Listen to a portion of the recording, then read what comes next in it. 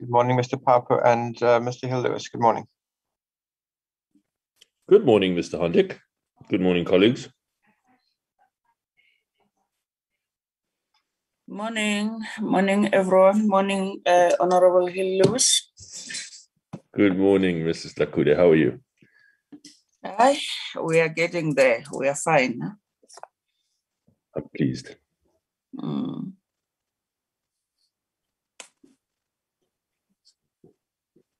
I thought we should maybe wait for 2 minutes for other members to connect. No problem.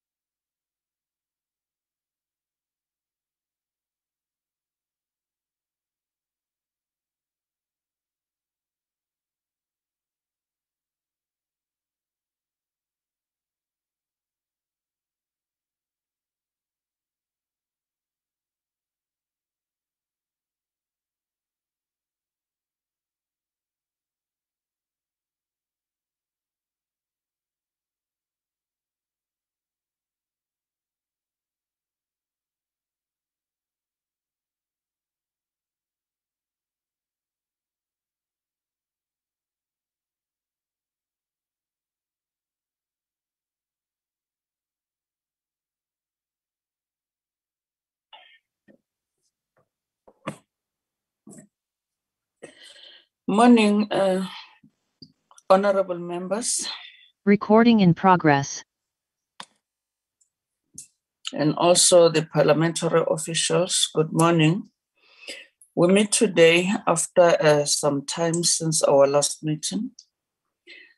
We are meeting under this dark cloud where as Parliament we have lost many of our members who succumbed to this demonic pandemic called COVID-19. So, honorable members, in the recent past weeks, we have lost Honorable Mpho, Honorable Joyce Maluleka, both members of the ANC. We also lost the Honorable Njaisa, who is the member of the AIC. All these members succumbed to the COVID-19 virus. So over the past weekend, we lost one of our own, a member who served in the subcommittee, a member of the IFP, a young man who was the deputy chief whip of the IFP who tragically passed on in a car accident. May their soul rest in peace. Can we please observe a moment of silence in remembering these honorable members?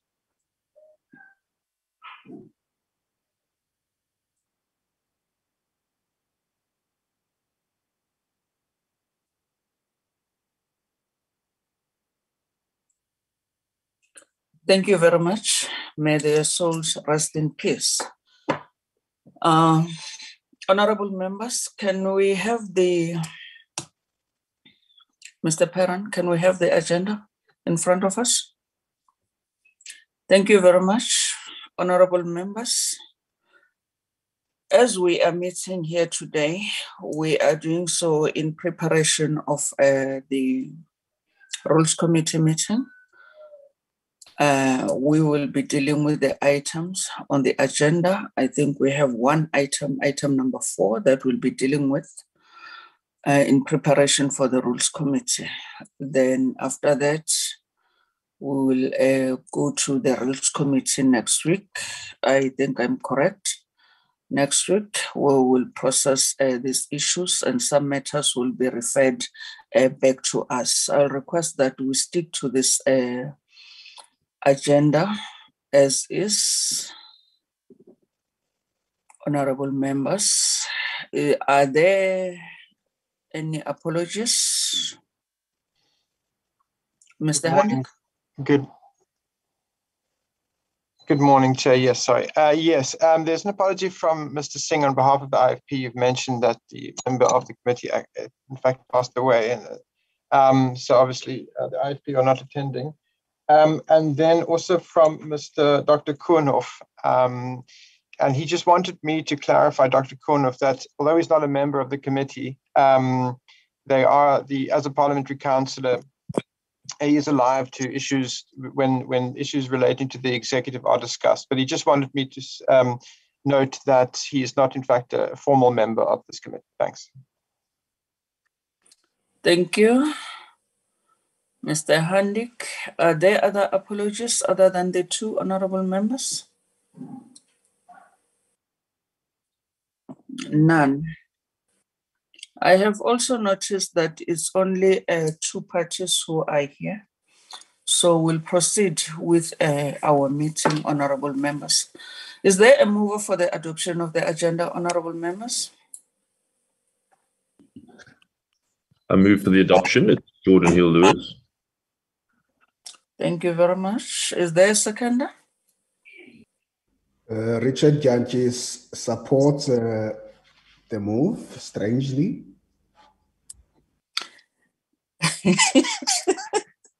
Thank you very much, Honorable Jantjie, for supporting the adoption of this agenda. Can we now move on to the minutes of the 19th of February, 2021?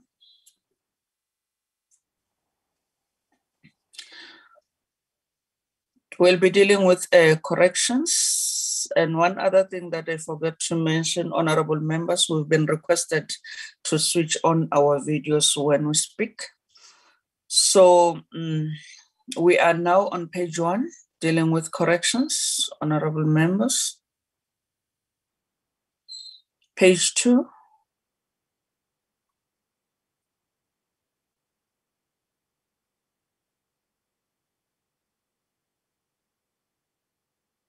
Page 3.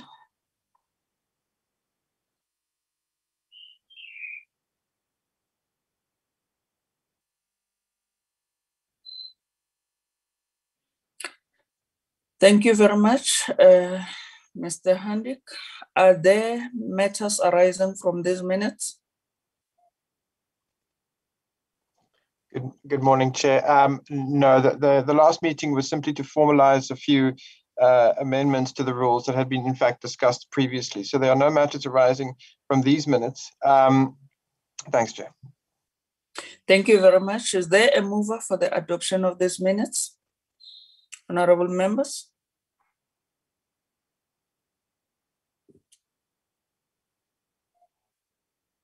Honorable members, we are now on the adoption of the minutes. We might just have a little bit of a dilemma because I see Mr. Lewis said an apology and I could not attend that meeting for reasons known. So maybe Honorable Hope might have to assist us in terms of moving, because both of us would have been absent, Lewis and myself. Yeah, thanks for bringing that. Honorable Papo, is the two of us? I was present in the meeting. Honorable Papo? Where is he? Okay, we'll have to, Honorable Papo? No, he's not here. So we'll have to defer the minutes, honorable members. What's your advice, Mr. Kaso? Good morning, ma'am. Yes, I would agree that we note the minutes and they will be adopted at the next meeting. Thank you. Okay. Thank you very much for that advice, Mr. Kaso. Can we now move on to the next item, honorable members?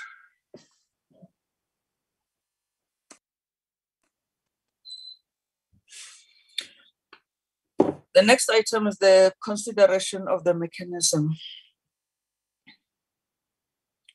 of the unanswered question, comrades, honorable members, I'm sorry. So can we have the presenter to present to us? Chairperson, just before Mr. Plakis comes in, I just want to give the background, and then Mr. Plakis will deal with the text. Okay, Mr. In terms of Rule 136, the Speaker must, in consultation with the Rules Committee, establish a system to monitor and report regularly to the House on questions that have been endorsed as unanswered on the question paper in terms of Rule 143.2, 144.5, and 146.3. And 2, the leader of government business must be informed of any steps taken in respect of any member of the executive in giving effect to the monitoring of replies and the application of Rules 143 and 146. I think for us, and in terms of what will be presented here, sub Rule 2 is critical, and we would like the committee to take account of it, which talks about any steps taken in respect of a member of the executive. Now, in the 5th Parliament, there was a mechanism proposed. The mechanism served before the Rules Committee. The Rules Committee of the 5th Parliament adopted it, but it was meant to go to the House. The House did not adopt it, so it lapsed. But the Rules Committee of the 6th Parliament was of the view that the matter has to be reconsidered, and hence we are here now to present a mechanism that we have proposed to the Speaker. And over to you, Mr. Plakis. Mr. Plakis is the head of the Questions Office. Thank you, sir. Thank you, Mr. Kaza. I think you have basically sort of summarily presented the what I would have said. It suffices to say that the issue of unanswered questions had been a long-standing matter with regard to executive accountability that probably began in 94 already. Stop. Recording in progress.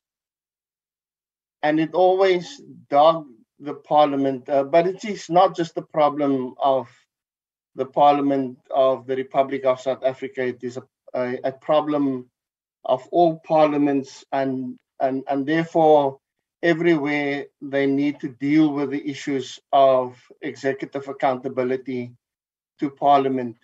And so in 2003, the Rules Committee of the Assembly had taken its first decision in establishing a mechanism that will deal with unanswered questions. And this mechanism basically dealt with written questions and oral questions. And it would the Speaker would receive a report 2 weeks before the end of each quarter. The Speaker will write to the relevant ministers. The Speaker will copy the letter to the leader of government business, etc. And the information will also be published in the ATC. A copy of the Speaker's letter will go to the Member of Parliament whose questions are affected, and a copy of the letter will also go to the relevant portfolio committees that oversees those particular portfolios of who the ministers are responsible for unanswered questions. And so this was also the same case with regard to oral questions. And then the mechanism, although it was implemented in 2009, the Independent Panel Assessment of Parliament assessed that mechanism was not effective. The panel said as follows: Parliament must recognize that when questions to ministers are poorly answered or not answered at all, it impacts on the effectiveness and dignity of Parliament. And so we eventually came to this point where we now have, in 2017, where the 5th Parliament took a decision with regard to unanswered questions, and this was following on Rule 136, which was crafted into the rules of the National Assembly following on the recommendations of the Independent Panel Assessment of Parliament. And Rule 136, recognizing that the Independent Panel Assessment, recognizing that the mechanism doesn't work and that it needs to be reviewed, the Subcommittee on the Rules devised the Rule 136 in order to respond to that criticism or recommendation of the panel. And therefore, the mechanism that we dealt with composed a subcommittee. And this subcommittee would be chaired by the Deputy Speaker or one of the House chairs. The National Assembly Rules Committee would determine the composition of the number of members on that subcommittee and the parties that will be represented. It also must include the parliamentary councillor to the Deputy President. Erroneously, the ATC entry actually talks about the parliamentary councillor to the LOGB. So, and we must note there's no such a parliamentary councillor in terms of the rules. It's only the parliamentary councillor to the Deputy President. And then the functions and powers of that committee in terms of Rule 136 as adopted by the 5th Parliament would be that that subcommittee must receive quarterly reports from the Speaker that of questions that are endorsed as unanswered. That subcommittee must engage the ministers who have not answered questions on reasons for why they have not answered the questions. And that subcommittee must report quarterly its findings and recommendations to the Rules Committee in order to address the challenges or concerns arising from unanswered questions and unaccountability. The subcommittee also has the power and the responsibility provided for in Rule 172(1). And at the end of that report of the 5th Parliament, it says that the report is to be considered. However, the report was never considered, and so the matter had lapsed, and having been raised again in the beginning of this year, it was agreed by the Speaker in the Program Committee that the matter will be referred to the rules, to the Subcommittee of the Rules. Subcommittee of the Rules referred it to the Rules Committee, and the Rules Committee referred it to the Subcommittee, where we are now dealing with the matter. With the concerns, in the meanwhile, the Speaker has proposed another mechanism, and that mechanism has been distributed to members of the subcommittee for consideration, because that mechanism will also be presented to the Rules Committee, which sits next week. So with that mechanism before members, I will therefore stop here, and if there are any questions, Mr. Caso and I will probably be able to enlighten more on that in that regard. Thank you. Thank you, Chair. Thank you very much, Mr. Plakis, for that presentation. I would suggest, honorable members, if you agree with me, that we allow them to present the proposed mechanism. The new proposed mechanism, then we'll deliberate on this after that presentation. Can Mr. Adonis just put it on the screen, please? Come again? Can Mr. Adonis just put it on the screen? Yes, I was still on the honorable members if they agree with my proposal. Sorry. Honorable members? Agreed, Chair. Okay, thank you very much. Mr. Plakis, you may proceed. Can you please, Thanks, Mr. Handik, put it on the screen? Yes, we're just attending to it. It's a Word document, not the PDF. I think Mr. Adonis will flight it very shortly. Okay, I'll speak with you. Okay, thank you very much. I'll speak to it in the meanwhile. Okay, there it is. Mr. Kaza had already said that Rule 136 recognizes that the Speaker must, in consultation with the Rules Committee, establish a system to monitor and report regularly to the House on questions that have been endorsed as unanswered on the question paper in terms of Rules 143, 144.5, and 146.3. Rule 143.2 is basically with regard to oral questions that are not replied to. And I just want to say something on Rule 143.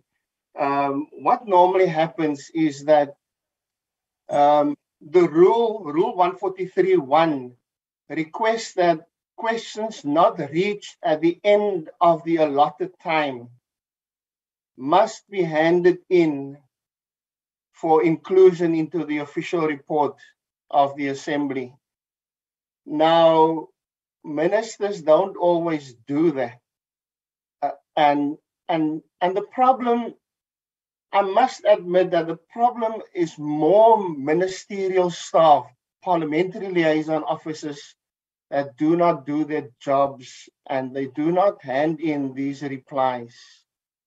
And therefore it is endorsed as unanswered. And that is with regard to oral questions. And sometimes they remain unanswered for a very long time on the question paper. Rule 144.5 are with regard to oral questions that are standing over and that must be answered. And Rule 146.3 are with regard to written questions that have not been answered within 10 working days.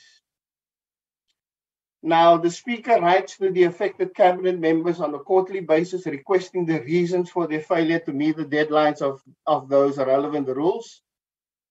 The Speaker writes to the Leader of Government Business also quarterly informing that Office of Outstanding Replies and Correspondence sent to affected ministers.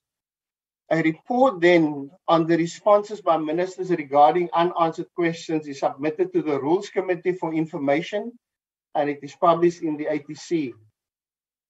In the event of continuous non-compliance or lack of improvement by ministers, the Speaker then issues a public reprimand in the plenary of the Assembly in respect of all such ministers who had failed to correct their conduct and to account to the National Assembly.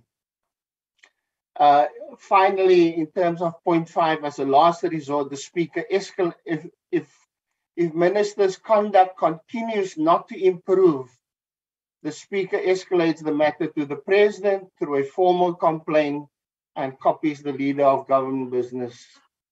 And that is the mechanism as proposed by the Speaker. I would be happy to deal with any questions in this regard. Mr. Paso? Yes, ma'am. Just to add,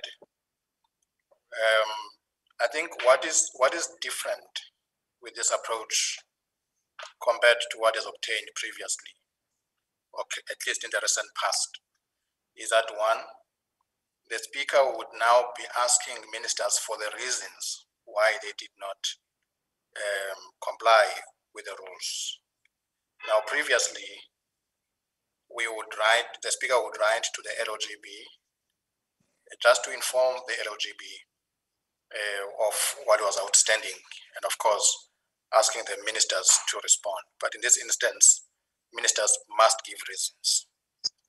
And point 2, of course, the Leader of Government Business, because the rules make it necessary for the Speaker to inform the Leader of Government Business of this process.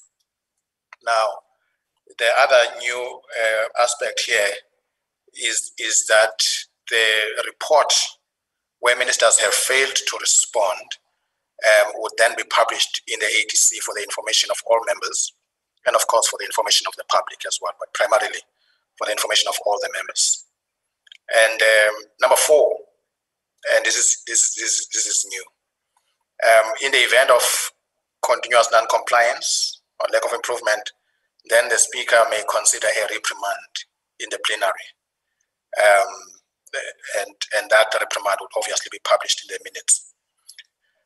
Now, 5, the consideration around item number 5 is that ministers are appointed by the president, whereas you have the leader of government business obviously given the responsibility of communication between the executive and parliament. But in terms of accountability, ministers account to the president, and hence the speaker proposal is like this, that then it be escalated to the president, that complaint. So, ma'am, that is really where we are, and we may not have mentioned this. Speaker has already implemented item number 1 because item number 1 is harmless. Asked for reasons because Speaker could not fold her arms when questions were outstanding. Has asked for reasons, and will give a report to that effect in the Rules Committee. But of course, this is here for consideration by this subcommittee, and consequently for consideration by the Rules Committee. Thank you, ma'am.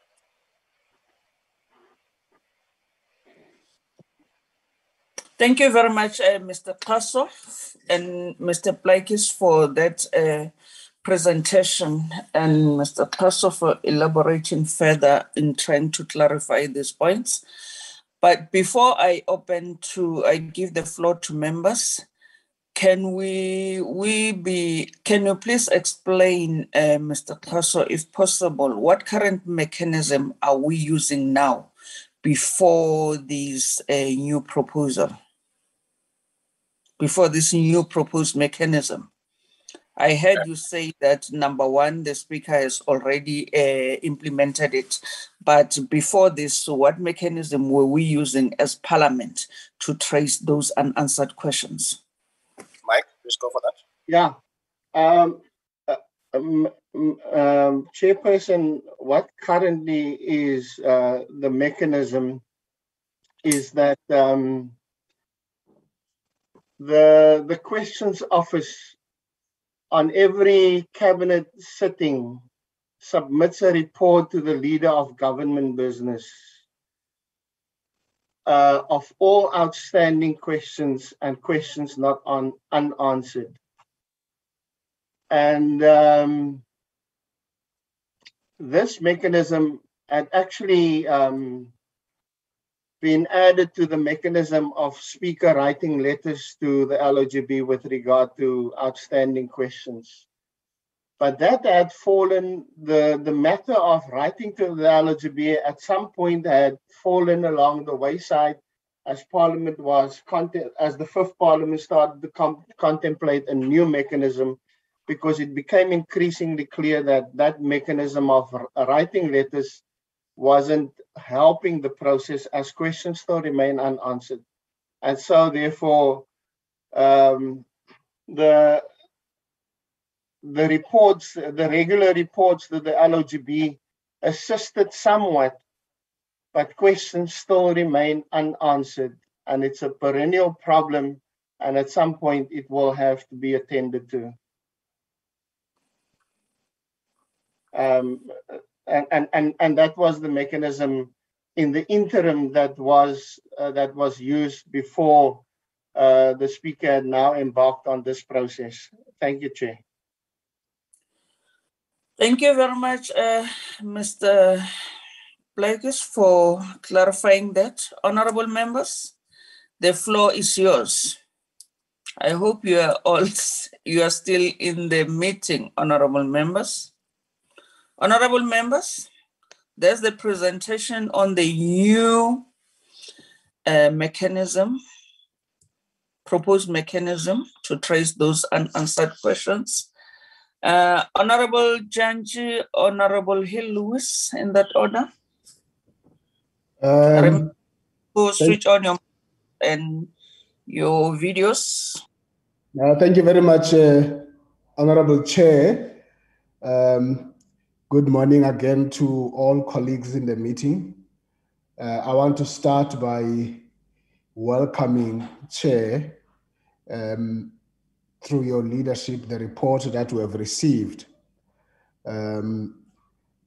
on this proposed mechanism from, should I say now, our former Speaker, of course, until she is sworn in. Congratulations to her. I want to welcome this presentation, Chair. I think I want, on behalf of our party, to just make a few contributions, Chair. And I think it will be proper because those contributions are in support of what has been presented, of course, with limited amendments. And I'll take you through some of those limited amendments onto this. But I guess, Chair, before one gets into those, the first point to be made is that from the side of the ANC, we think this is long overdue. We understand the historical journey presented about what made it not to be implemented. And we're hoping that with today's meeting and the coming rules as we go forward, we're going to overcome that. This is long overdue. We regard the questions, whether oral or written, as a serious form of oversight.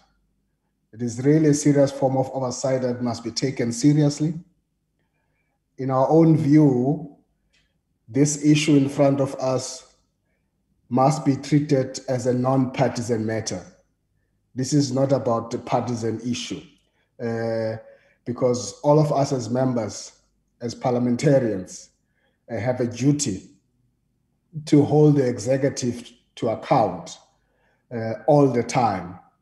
And therefore, when there are instances of non-compliance on that, it should always raise eyebrows. And for that reason, we think this could assist us in creating a turning point into that effective oversight and that mutual respect between us as oversight bodies and the executive. I think what one must reflect on, which links with your question, when you attend to a problem, it's always important to have that problem properly defined. Well, in medical space, they diagnose it in order to give a remedy. I think the background assists us in that, but it could have even been much better if, as part of this presentation, Mr. Klaso and your team would have been given as this subcommittee. And I hope that's something that you can do as we go to the Rules Committee. What I call the baseline problem. As we want to fix this, what is the nature of this non-compliance?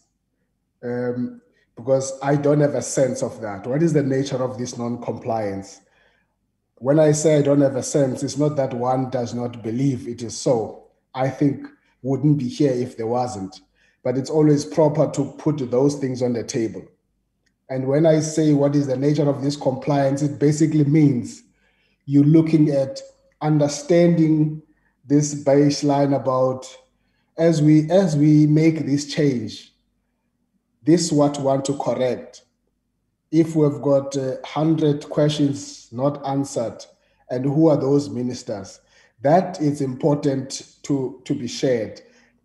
We're not going to do that because we want to point fingers to ministers, but it is a form of an example. And so that being said, Chair, we are in support, Chair, of all the points from point 1 to point 5, but with the following amendments, if you allow me, Chairperson. That first, in point 5, Mr. Kaso tried to explain it, but we remain unconvinced about that explanation in as far as point 5 is concerned. And we want to make the following amendment that says, as a last resort, the Speaker may escalate the matter through a formal complaint directed, in our view, and this is where the amendment comes in, to the leader of government business. Because up until that point, because you now begin to introduce the president, when you're now introducing the president in that equation, you are making an assumption that up until that point, the leader of government business had actually exhausted all mechanisms and everything else has failed. And we think that it will be proper that point 5 is not just a escalation of a matter to the president, but an escalation of that matter to the leader of government business. That's the concrete suggestion and an amendment that we want to make, Chair, because otherwise it becomes inconsistent. There's no explanation. Why do you jump the leader of government business here and goes to the president? This explanation about who appoints the ministers is inconsistent with everything else that we have done up until that point, because there's a leader of government business who's not appointing ministers, but who's got the responsibility in relation to this issue. So you can't just remove that responsibility at the end of that. It can happen only if you are making a concrete argument that says the leader of government business could not fulfill his or her task. So I wanted to make that point, Chair. And then, Chair, we want to add a 6th point, perhaps onto additional to this, which will be framed in such a way that says the leader of government business, that there has to be an interaction between the leader of government business and the deputy presiding officer, in the case here, the deputy speaker. As well, obviously, here we're not writing for the NCOP if we were to put it in the rules, but also that interaction with the deputy chairperson of the NCOP, because you want both these houses to be coherent in terms of that kind of mechanism and interaction. And if you accept that, we also want to, just for completeness sake, to make the point that this mechanism that is proposed, that we are proposing further amendments on, should not be treated as substituting the other effective ways of doing things, including like the bi-weekly reports, much as they are not reflected here, that gets to be shared with the leader of government business and so on, so that those must stay intact in this regard. It does seem, perhaps as a last point, listening to what Mr. Prakis is saying, that we might make an argument, Chair, because he is putting, is being precise in saying part of the challenge, as part of the diagnosis they've made, relates to what he calls the ministry staff, that there might be weaknesses there. And we think that it would not harm to ask that presiding officers on their own, and that might not be something you put into a mechanism or whatever, because it could be a once-off thing, on their own consider a session, could be in the form of a workshop, where there's a sharing of notes between that office of the presiding officers with the leader of government business, as well as these ministries, and those ministries could be represented by whoever is in charge, whether it's the chief of staff and so on, so that we attend to the point that Mr. Plakis has identified as a weakness, so that those issues are confronted and dealt with. Nobody makes an argument later to say, I was not aware about this process and that. Those will be the few contributions at this stage that I would like to present, Honorable Chairperson. Thank you very much. Thank you very much, Honorable Janji, for your presentation and amendments, for your inputs and amendments, Honorable Janji. Honorable Hillus.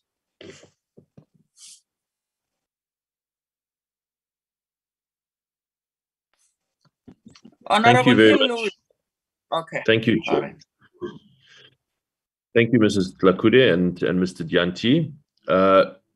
Chair, just before I ask my questions, I wonder if I can just properly understand why the committee proposed in the Fifth Parliament is being abandoned, so to speak.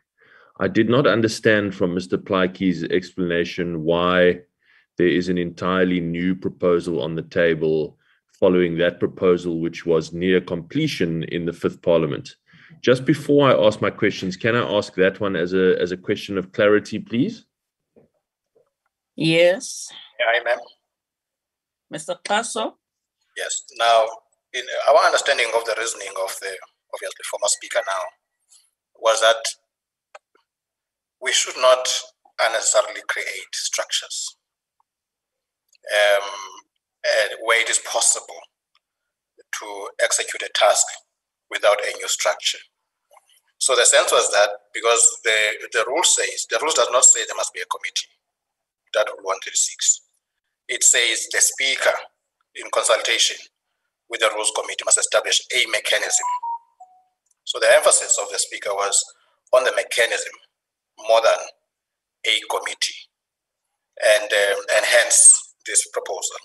And her view was that, look, the office of the speaker should be able, obviously with the support of the rules committee, to carry out this task without another committee or another subcommittee, of course, obviously with the support of the rules committee. So that was the reasoning. Thank you.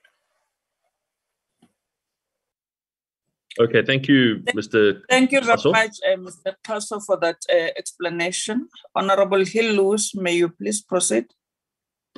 Thank you, Mr. Kaso. I accept that explanation.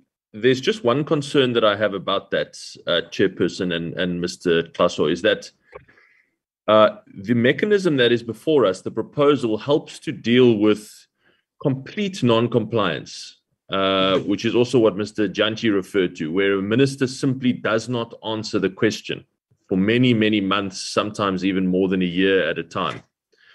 But there is another kind of non-compliance that we see often in the House, and that is where ministers do answer the question, but the quality of the answer is so poor that it doesn't actually qualify as an answer. And we've written to the Speaker many times on the record about this. The quality of answers from members of the executive is sometimes very, very poor. So the reason I was very supportive of the idea of the committee was that it would give us the opportunity not just to interrogate complete non-compliance. If we say that's the first category, the most egregious, worst category is complete non-compliance, but it also would give us the opportunity to interrogate the second category of non-compliance, let's say the slightly less severe or egregious category, which is when members of the executive do answer, but they answer in such a way which is deliberately evasive or which really disrespects the oversight role of the legislature. So I want to flag that as a concern. because while I'm generally happy with the proposal in front of us, I do think there's a gap now that is created where we cannot deal with that second category of non-compliance.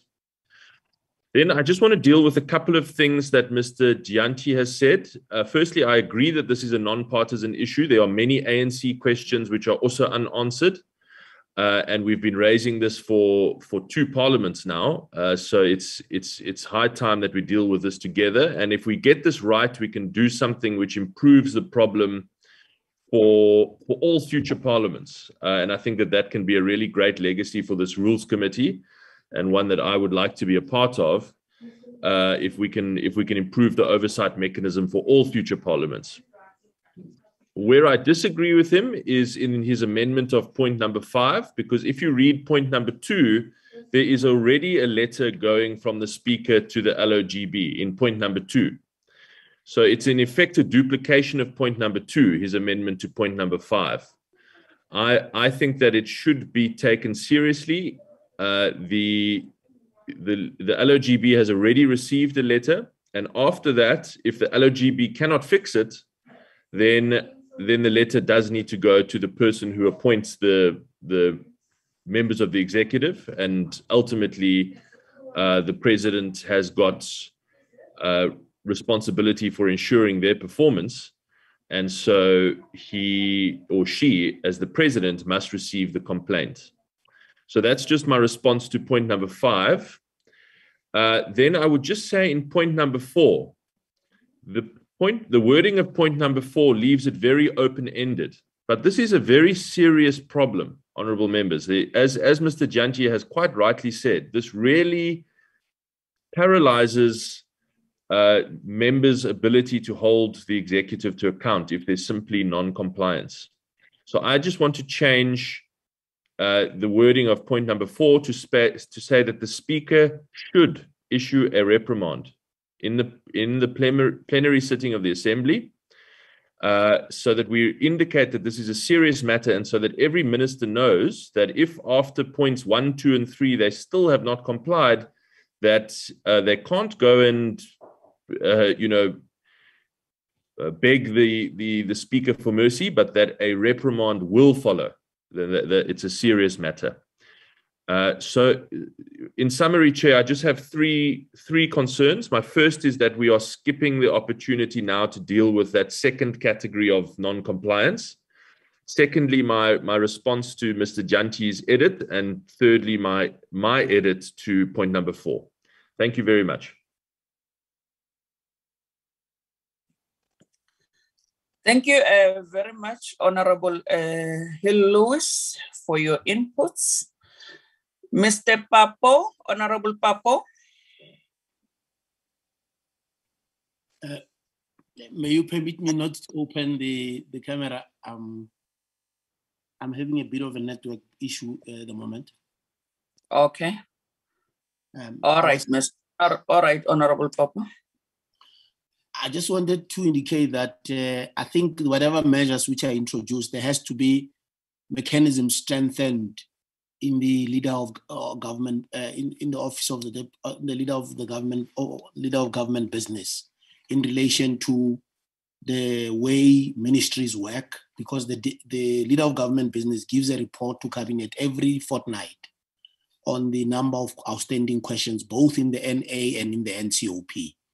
That question is shared between NA and the office, and then that report every fortnight goes to cabinet. So the leader of government business does take up the consent of parliament every 2 weeks when the report is tabled in cabinet. But there has to be also a strengthening of mechanisms, because ultimately we all want responses between the office and all the ministries, so that people who are assigned to those responsibilities, from the DG right up to the parliamentary liaison officer, there can be responses. The issue I'm not sure is what Member Hill Lewis is raising, because the issue of the response is a subjective matter. How I like a response, because a minister can say yes or no, but it's a response, and I don't think the rules say you must answer to the satisfaction of a member, or the content of the response must satisfy a member. Because a member may ask a question already having an answer, and they want a specific answer. And if you don't give that answer, they say that quality is actually not right. And I'm not sure whether the process now deals with that issue, because it's a highly subjective matter.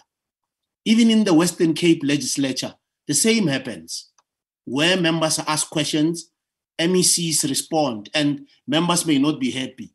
Is that not an answer? Because how do you then say that an answer you give must satisfy a particular member?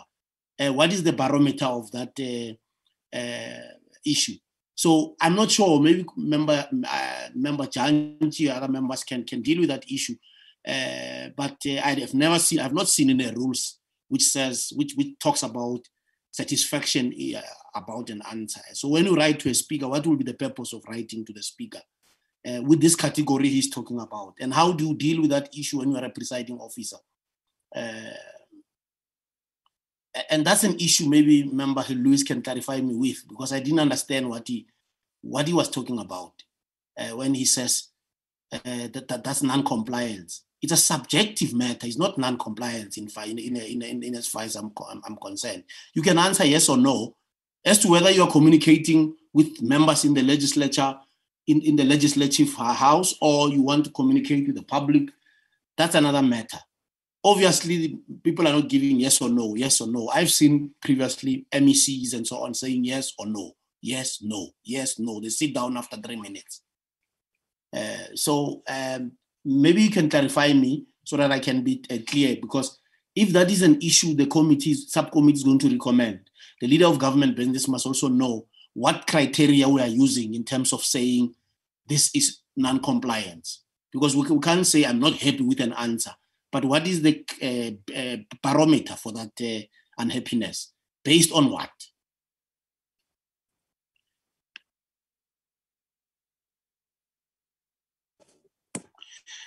Thank you very much, Honorable Papa. And some of the issues are political. They may be based on political or policy differences between parties. There may be another party think this how it should be, something must be implemented. And we're not going to be happy if the minister says, we want to implement it this way. So that's why I need clarity. And I'm not saying what he's saying is incorrect, but I don't understand how do you arrive at the situation of non-compliance when there's a difference in how something must be implemented. There's a policy difference between the parties. Sure. Thank you very much, Honorable Papo, for your inputs, and that question will be clarified by the Honorable Lewis. Honorable members, like Honorable Janji said earlier, what we want, all of us as members of Parliament, we want responses from ministers, from members of the executive, because we are not representing ourselves, but our constituencies. So the constituencies out there will be the one who will judge us, who will judge those members of the executive, because when they respond to those questions, they are not responding to us as members of Parliament only. They are also speaking to the constituencies out there. So, Honorable Lewis, I see your hand is up. Honorable Lewis. Thank you. Thank you. Yes, I totally accept what Honorable Papo is saying, that there is a lot of discretion here. Perhaps it will help if I just give you 2 examples, and I won't name the minister because I don't want to personalize it. It's just about giving you an example of what I'm talking about. There's a particular minister who probably 8 out of 10 questions answers that the information requested is not available. That's just the answer, one line. When in many cases the information is definitely available. So again, it goes back to what I think Mr. Janji was saying about I think this was Mr. Klasso that was saying this about the staff members in the minister's offices who are just not doing their jobs. But ultimately, it's the minister who must make sure about the quality of the responses given. So we've written to the speaker, for example, about that one particular minister who just answers nearly every question. I would say probably 80% of questions just with the same standard response, the information is not available. I'll use one other example because he is now my former minister in my portfolio of Treasury, Minister Mboweni, former Minister Mboweni, who sometimes refers you to. He simply says the information requested is available in the annual report, but the information is not in the annual report. That's why I've asked the question, because it's not available in the annual report. So somewhere again, there's an error in that someone has told him that it is in the annual report, but it is not in the annual report. That's why I've asked the question. So that's what I'm referring to, Mr. Papo, about the quality of the response. But I agree with you. I agree with your point that it is a matter of discretion, and you can't say that every minister should answer to your own satisfaction. I agree with that. So that's why I was saying perhaps maybe we should just and Mr. Klasso must help me here, because I'm sitting at home, obviously, as we all are. I don't have my rule book in front of me. But I seem to recall that there is an expectation that members of the executive must answer the question fully and frankly. And so maybe if I can make a proposal for just some follow-up research, we can build it into point number one, that the speaker, if the speaker agrees that there is a quality issue, then the speaker can raise that with the member as well. So it's not just about deadlines in point number one. Point number one only refers to failure to meet the deadlines. So if in the opinion of the speaker, this deals with the subjectivity issue that Mr. Papo raised, if in the opinion of the speaker there is a quality issue, then the speaker can also raise that in writing with the member of the executive. Then I think that would deal with the matter. Thanks, Chair. Thank you, Honorable Hillus. I see the Honorable Janji is back. You wanna come back, Honorable Janji? Yes, Honorable Chair, if I may. Yes, please. Yes, Honorable Chair. It's just to connect with the two members, Honorable Papo and Honorable Lewis, on the issues they are raising. I just to make a limited contribution in that regard. I think that the first point to make, Honorable Lewis, will be to say you correct on the issue that questions have to be answered fully, so the members of the executive have got an obligation. Otherwise, if we don't insist on that, it makes a mockery of this oversight through questions, whether oral or written. It's even worse when it's written, because there's an added weight on written questions. The reason why we've got written questions, it's because we want to go in depth, want to go into more details, including stats into that. That's why it is always from the Speaker's office, they clean that up to say, this question is too statistical, can't be an oral question. You're looking for more details, which can be done in terms of the allocated time of response when that minister comes back to the House. That's the reason we would differentiate between your oral and written question. It's because of that. And therefore, because we always fall back, we always are limited in oral questions because of some of those reasons. So I want to agree with him there that you can't have a situation where ministers take shortcuts and in answering questions.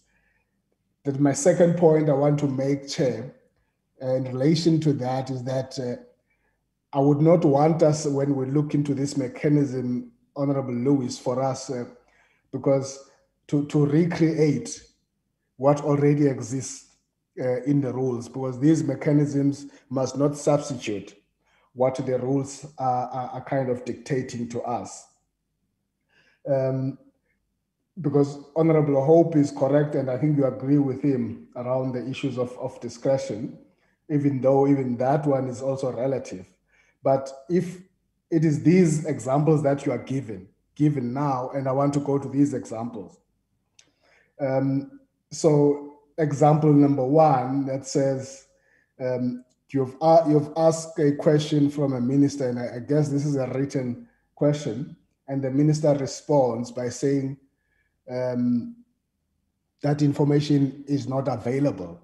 There's an issue there, Chair, because remember when we place our questions, the first point that we pass as a member asking a question is the Speaker's office, who do quality assurance on the question that this member is asking. They, until you get into the groove, they do assist you in terms of that.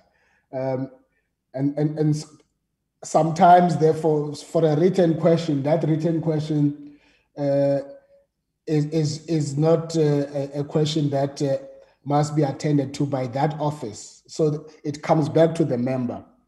It is a duty of a member to point out through the office of the Speaker in a written question that the question is incomplete in relation to this and that. So, for example, when a minister says this information is not available, I regard that as an incomplete answer to that question that has been asked. It can't be the sum total of that. But even that, you must understand, because, for example, if I were to take a question sent to a COGTA minister, and the question is asked by a member who wants to know something about what is happening in a municipality, and so that COGTA minister must then retrieve that information from that province or from that municipality in a space of these 10 days. It is allowed, and it's possible for the minister to come back and say, by the time the 10 days lapses, that I have not received this information, so this information is not available. But it doesn't end there. It means the minister must indicate that to meet the compliance of 10 days, this is the initial response I'm giving, but therefore that there needs to be more work done to get to that information. It is just not, that's why I was saying it would have helped us to know who are these non-compliants and the type of question they are doing. Because from where I'm sitting, Chair, I wouldn't just accept on face value this issue of information not available. There's got to be something more said about that. Can't just end there and it's not available. What are the reasons?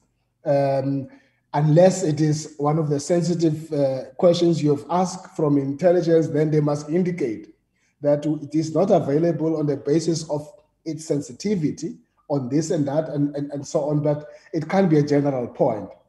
And then the second example that Mr. Lewis is raising also, when a question is asked and the minister responds and say, the information is in the annual report.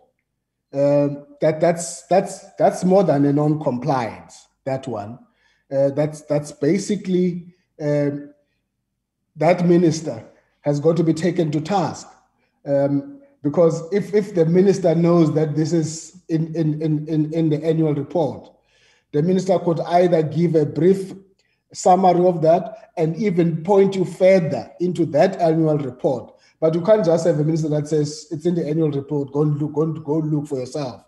That defeats the purpose of this oversight through questions. But I guess, Chair, with the purpose of today's meeting was not to get into these kind of nitty-gritties, but I think to deal with the principles of these issues. And the issue I'm raising is that the member who asks a question knows what he or she is looking for. And when that member is not satisfied, there is a process to take that up through the office of the Speaker, so that you don't have the minister repeating the same incomplete answering of questions in that regard. I pause there, Chair. Thank you. Thank you very much, Honorable Janji. Mr. Kaso. Thank you, ma'am. I will ask Mr. Plakis to just share with this meeting the current conventions, practices in terms of replies to questions? Because certainly there is an expectation that ministers must respond to questions. So, Mr. Pledges. Thank you, Mr. Kaso. Through you, Chair. There is an expectation that is documented in the practice, and I will just read it. Mr. Speaker is unable to lay down the form in which a minister should reply to a question. But a minister is expected to confine himself to the points contained in a question. And this has been the practice for a very long time, that when the Questions Office crafts a member's question, that we normally tabulate it in point form.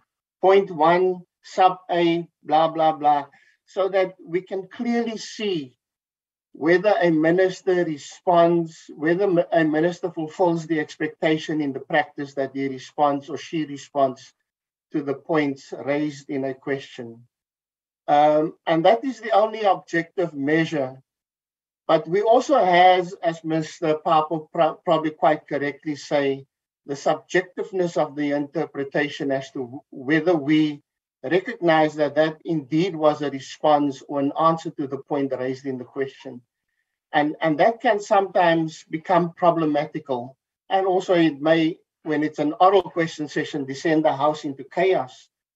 And maybe members should probably there take it up with the Speaker through a letter with regard to, because if a minister doesn't have the information, and he clearly doesn't have the information, then it is a problem. I remember in 2013, with regard to a question from the Minister of Police at the time, there was a complaint by the DA that the minister did not respond to the question to the Speaker. And the Speaker, which was Mr. Sisulu, then wrote to the minister with regard to the certain points that he did not respond to. And the minister did provide the information for the member. So it helps if it can be done that way, instead of descending the assembly in an oral session into chaos, or by insisting on the minister to respond to a question in the way it should be responded to. I just want to say the other thing that Mr. Deanti mentioned about retrieving information from the provinces. Ministers are not accountable for provinces or for information in the provinces. Ministers are accountable to the extent that they have taken action, have dealt with, have information on what happens in provinces. For example, if a minister has a particular responsibility to deliver water in a province, then to that extent, the minister has the responsibility to provide the information, but the minister cannot answer for what the province did. And this has been my problem with some replies, which for months are unanswered because the ministers say they must retrieve the information from the province. That is not accountability. Ministers are not answering on behalf of MECs. Ministers answer to the extent that they control information. If the information is beyond their control, they must say that. For example, a question that was put to Minister Motshega, basic education with regard to school transport. She came to the National Assembly and she told the member that contracts for school transport is a provincial matter. It is not a matter for the national minister, and it should then reside there. A member should then not persist that the minister answer any further information with regard to a matter that resides in the province. Also, another issue was the basic education minister once answered the question with regard to searches and seizures within schools in each province. And then she provided information with regard to the schools in the Western Cape, in which she said that nothing was found. However, the information was not correct. And what then happened was that the ANC raised a motion, not a motion, but a member statement in order to assist the minister in order to correct the information. Because in the meanwhile, after the minister's reply, a lot of media reports had showed that there was instances where things were found in schools in the Western Cape. Now, the problem is when ministers start to answer for provinces, for local government, for municipalities, ministers must desist from doing that, because it's problematic when they do that, because they cannot verify the information. They don't control it, and therefore they cannot say that this is truthful. Members who have representation, parties who have representation in the provinces must access the information from those provinces. That is how the Constitution works. Section 41, we have spheres of government, and that is how it works. Ministers are not accountable for provinces. To the extent that they have those powers, they can answer, but if they don't, they can't answer. Thanks, Chair. Thank you, Mr. Plagas, for that. Like I said earlier, sometimes as members of parliament, when we ask questions, we are not doing it for ourselves, but for the constituencies that we represent. So hence we bring those questions to ministers so that they can be responded to. Another thing, honorable members, I want us not to lose sight and discuss how ministers should respond to questions. Just like that. I want us to focus on the mechanism. Will it assist us? How can we enrich it? And also not to forget that when we make those like the amendments that were made by the Honorable Judge, he made those amendments based on the fact that the leader of government business was appointed by the president, and he has delegated responsibilities, and he reports to cabinet and subsequently to the president. So I thought I should bring that, not forgetting that he works on a delegated responsibility. So if you have those delegated responsibility, you are also expected to report to the person who gave you those responsibilities. So Honorable Papo, your hand is up, and Honorable Janji. Honorable Papo? I do accept the explanation of Mr. Lewis. If information is said to be in the annual report, at least the minister must say, this is the page in the annual report where that answer is. You can't just say in a 120-page report is there, the member must look for it. Can actually lift that answer out of the annual report and put it as an answer. Then I accept. If it's not available, but I think the questions office must also not allow, for example, operational intelligence issues to be asked, because then it creates a problem with members who are not vetted in other committees who want access to that kind of information. There are many questions asked to Dr. Nkosazana Dlamini Zuma about provinces and municipalities, exactly issues which she has to get information from municipalities and provinces. Those kind of questions, my appeal is that the member must be asked to take that question to the legislature or to the municipality, because that's where a lot of problems happen, where the purview and decision-making is with the municipality or with the province.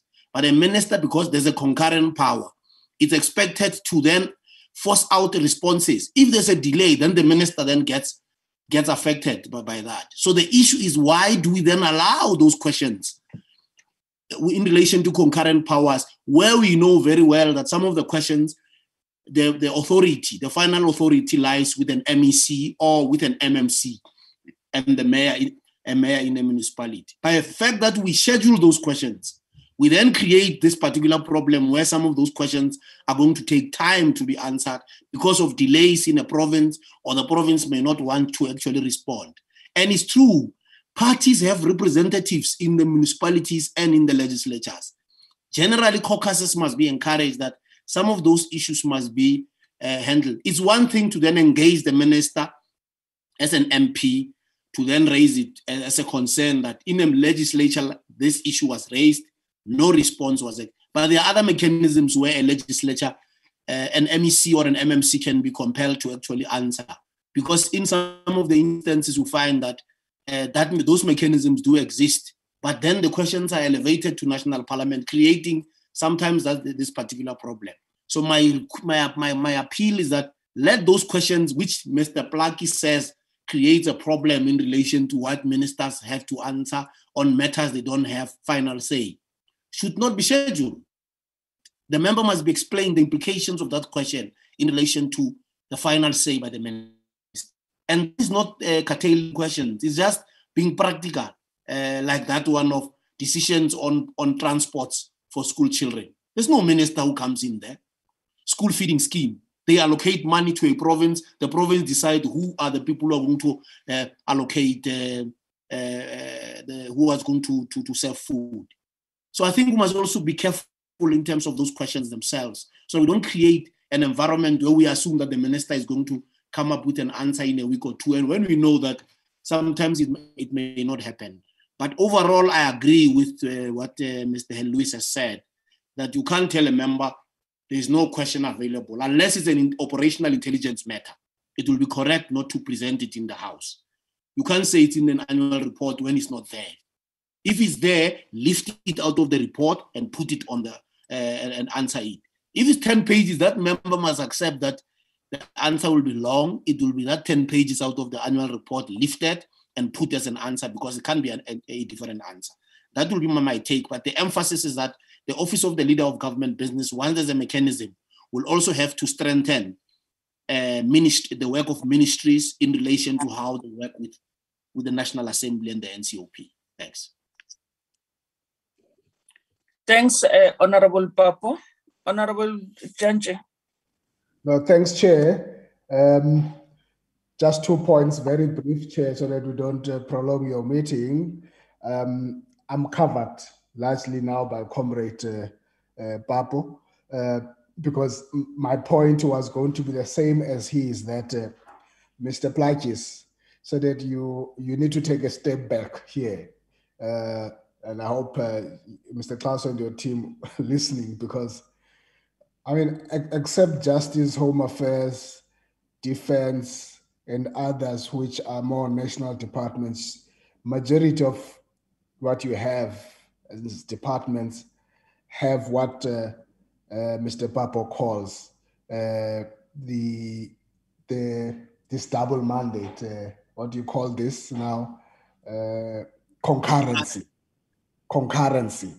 And so, because given that concurrency, ministers must be asked, they should be asked questions, because in that concurrency, there are more kind of policy setting as national, and the implementation largely happens in provinces, and because which is where the impact is happening through into a municipality from that kind of concurrent position. So members can be barred from asking questions in that regard. And in fact, would be wrong to say members must ask from the province they come from. Imagine a member, and it's going to be worse now if we get independence. So imagine a member who's only got votes to be in the National Assembly. He has no representative in any other province, So what are you saying about that member? Because that member needs information, is asking information from this minister. So the issue should not be to discourage members from asking. The issue is a different exercise that must be made. It is how concrete, how comprehensive, the quality of that response, and how correct that is. I certainly, because you, having been in the executive before in a province and having advised a minister when it comes to these issues of questions.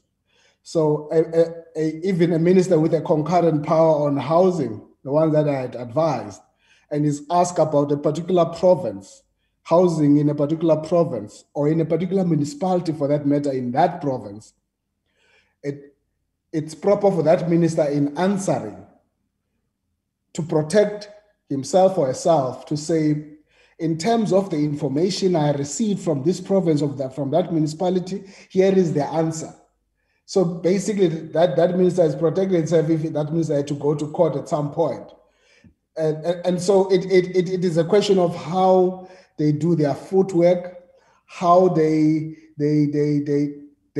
go about answering those questions, not necessarily to say members should not ask, or a minister can't relate to something that happens in a province. So I'm really on that one. I'm not in agreement with you, Mr. Plakis, on that particular issue.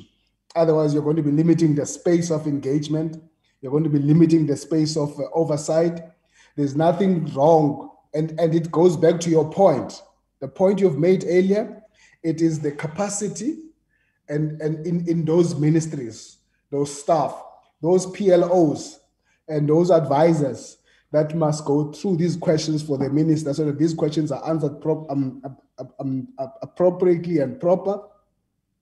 But I still maintain there's nothing wrong that when the minister is given a 10 days, as our rules say, that minister, if by 10 days, before 10 days has not received a concrete, comprehensive answer in terms of the points asking the question, there is nothing wrong for that minister to give a response that says, I'm still awaiting more answers, but so that he is able to comply with that time, but without doing away with the quality of the information needed. There are reasons why these questions are asked. And I've said this before, this is a non-partisan issue. And the chair here said, we represent constituencies. We want to give answers to our constituencies and in this regard. Also remember that we are still in a unitary country here, which is South Africa. So the questions can't force us to recreate some kind of federal kind of a system. The last point I wanted to make, Chair, in relation to point 4, I think Honorable Lewis is trying to make it stronger for the speaker now, instead of may to say the speaker should consider. I will hear from Mr. Kaso, but I have no problem with making it stronger there, and that's where I would not have a violent objections to him there. But on point number 5, I think as things stand, we still feel strong about the fact that the leader of government business has got to close that loop necessarily. Thank you. Thank you very much, honorable members, for your inputs and for trying to enrich this proposed mechanism. Honorable members, I just want to also agree to emphasize the point made by Mr. Kaso with regard to the previous proposed mechanism, which was proposing a subcommittee, of which our rules are not in support of a subcommittee. There's nothing about a subcommittee to deal with these unanswered questions in our rules. So as Parliament, we cannot do something that is not in line with our rules. That could be taken as unconstitutional. So thank you very much for enriching this mechanism. I know that we all know that there's in this Honorable Papa, I see your hand is still up. Is it a new or old? Honorable Papa? Okay, it seems, okay, thank you very much. So we have this proposed mechanism which you have amended, honorable members. So as the subcommittee, we don't take decisions. Decisions will be taken by the Rules Committee. So all inputs will be taken to the Rules Committee. I believe the team here will make sure that they have captured what the honorable members amended on this one. And we still and strongly believe that the leader of government business work on a delegated authority by the president. So it is not wise for us, it will not be wise for us maybe to try and remove that from him, from that office, because what we understand, those delegated powers are given to him by the president, and the very same leader of government business will have to report back to the person who delegated him those powers. So if I can take it like the way we work in Parliament, it's like as whips, we are whips of parties.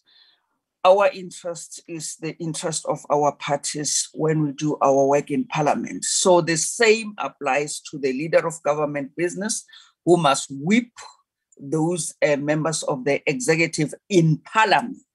So if he doesn't get joy from them, he'll have to report to the person who delegated those powers to him, who hires and fires those ministers.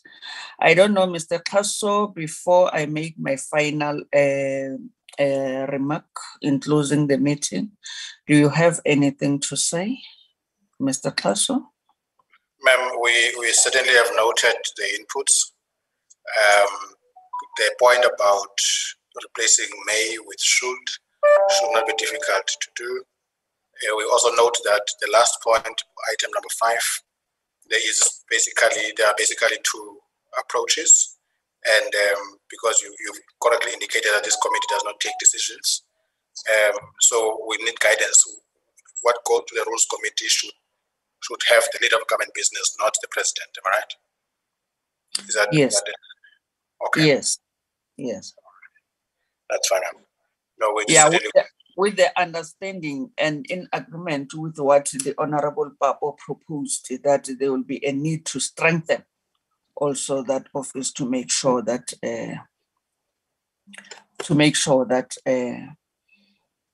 those responses are made available. Honorable members, thank you very much for your. Sorry, Chairperson. It's Perrin. I'm sorry. I'm sorry to interrupt. I can't figure out how to raise my hand. I just wanted to make a comment, if I could, about the process. Okay.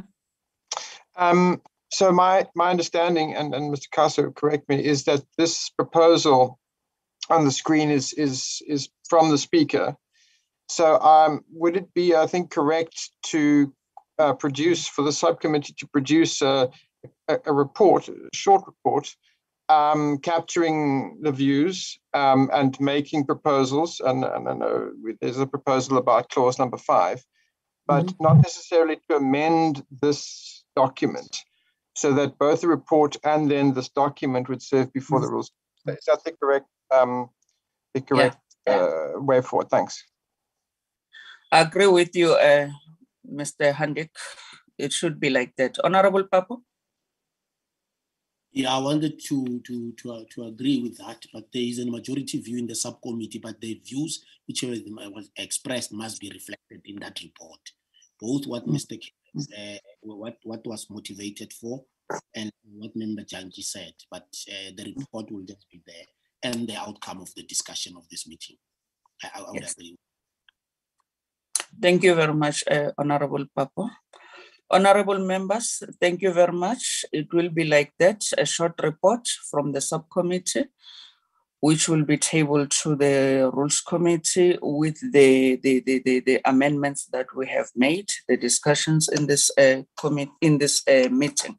So that is what will be taken to the Rules Committee, which will decide which way to go. But we still feel strongly as this, I leave it like that. Honorable members, let me take this opportunity to thank you for availing yourselves in this meeting, and also to take the opportunity once again to congratulate our colleagues who have been appointed to serve in the executive.